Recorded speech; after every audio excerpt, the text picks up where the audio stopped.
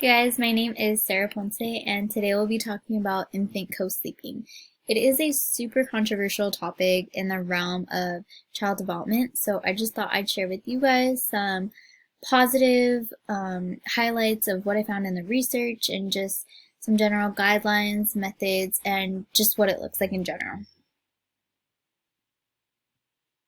So what is considered co-sleeping? A lot of people are engaging in co-sleeping without even noticing it. And the first type of co-sleeping is bed sharing. There is a safe way to do bed sharing. I know it does have a back wrap, but there are things you can buy, such as this pictured on the left-hand side. It's called a baby dock, and basically it allows the baby to sleep in the same bed as you, but still have their own space. And this does decrease the chance of suffocation significantly. The next one is the sidecar attachment.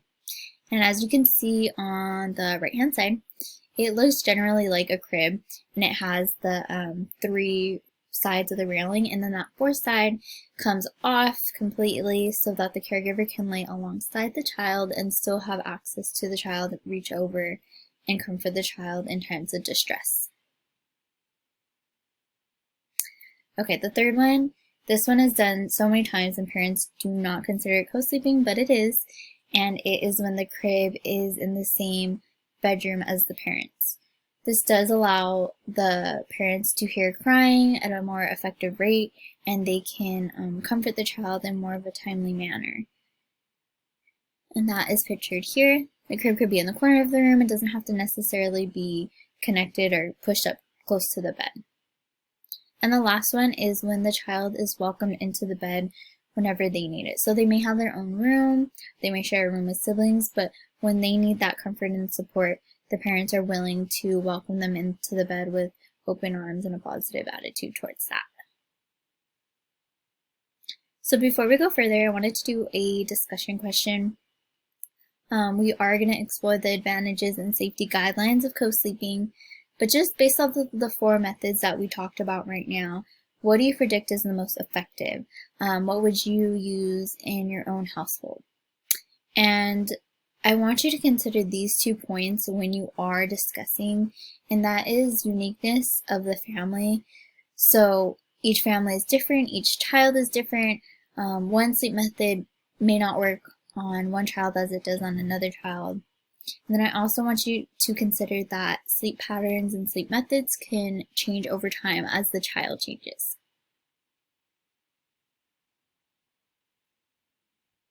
Okay, advantages of co-sleeping. So more sleep for the child means more sleep for caregivers. This is a big one. The fact that you are so physically close to the child, it regulates their breathing, and the infant experiences less distress because they can be comforted so quickly and so effectively. Therefore, the child is able to sleep deeper. And then right here, this picture is a great picture again of that attachment piece to the bed, and you could really see how the infant has their own space and it is separated by this wooden piece. But again, the caregiver can lay alongside them and have such easy access to them. Okay, so more advantages. It supports infant development, so it does support cognitive development as well as physical development, and because the child is getting so much more sleep, their body is able to more effectively develop in that realm. Their body temperature is more stable, and if done safely and correctly, and notice how I emphasize safely, it can reduce SIDS by 50%. And that is because the parents and the child are in such close proximity that oftentimes the caregiver can hear different types of breathing on their child, or they'll notice distress. It does promote breastfeeding, so if the caregiver is breastfeeding throughout the night, it's easier for them to do in the middle of the night and then drift back to sleep. And it creates a stronger bond between infant and caregiver, just that close proximity, being able to navigate comforting them in an effective, timely and effective way, builds on that trust versus mistrust.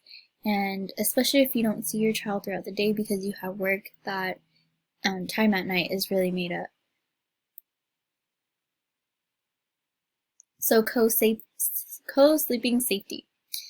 The bed or crib should be free of pillows, stuffed animals, and blankets.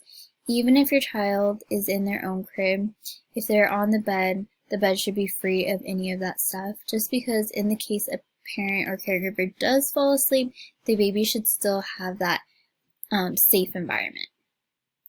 Infants should never sleep on the recliner, couch, or futon.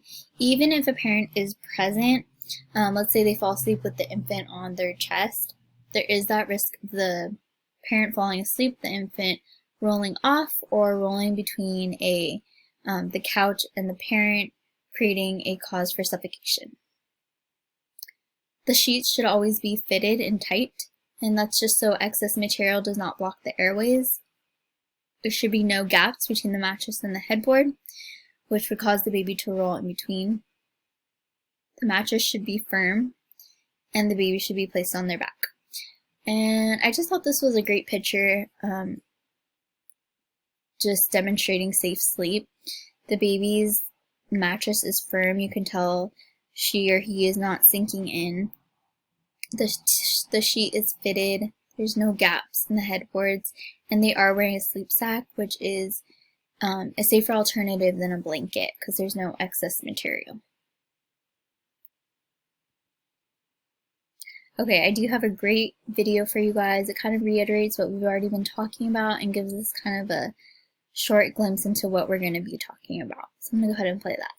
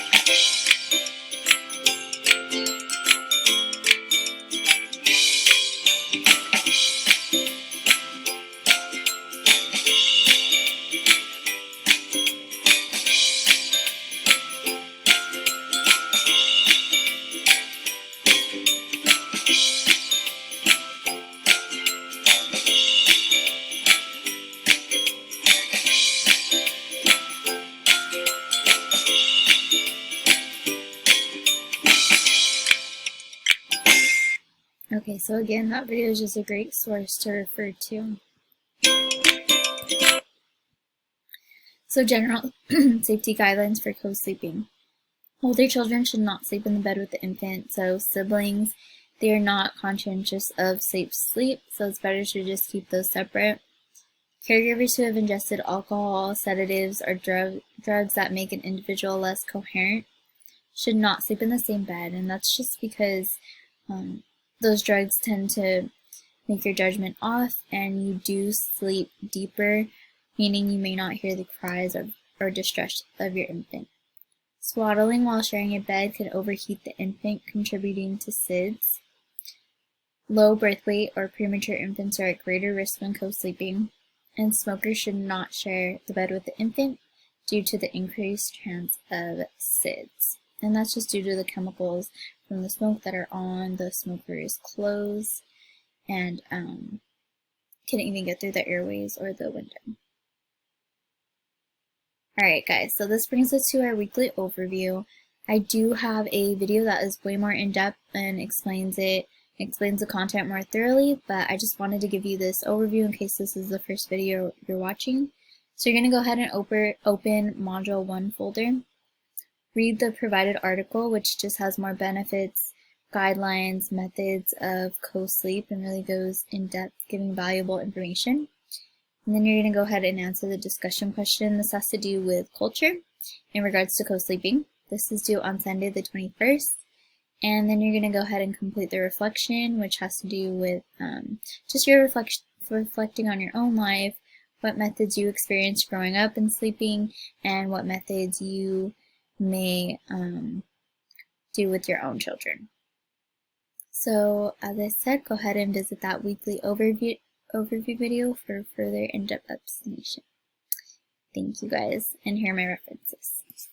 Have a good day, and I'll talk to you soon.